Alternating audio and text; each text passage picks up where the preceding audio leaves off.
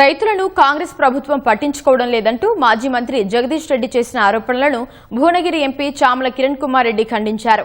ధాన్యం కొనుగోళ్లలో కాంగ్రెస్ ప్రభుత్వం రికార్డు స్థాయిలో కేంద్రాలు ఏర్పాటు చేసి రైతుల ఖాతాల్లో వేల కోట్లు జమ చేస్తుంటే బీఆర్ఎస్ నేతలు కావాలనే దుష్ప్రచారం చేస్తున్నారని మండిపడ్డారు. బీఆర్ఎస్ హయాంలో కంటే కాంగ్రెస్ ప్రభుత్వంలోనే ఎక్కువ కొనుగోలు కేంద్రాలు ఏర్పాటు చేశామని చామల కిరణ్ కుమార్ రెడ్డి తెలిపారు.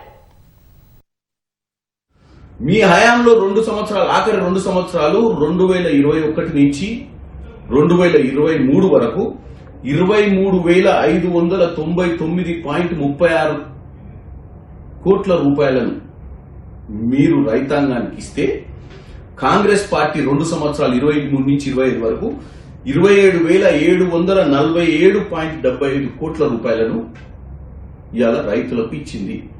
ఈ సంవత్సరం కూడా ఇప్పటికే 6,500 కోట్లు వేసింది. ఇంకా కూడా ప్రక్రియ నడుస్తుంది. అంటే ఈ లెక్కలన్నీ ప్రజలకు తెలియదని, మీ హయాంలో మీరు చాలా గొప్పగా చేసిరని, మీ హయాంలో మీ నాయకుడు పోయి కోవిడ్ నడుస్తున్నా కానీ కల్లాల కాడ కూర్చొని భూములు కొన్నాడని చెప్పి మీరేదో గొప్పగా చెప్తున్నారు.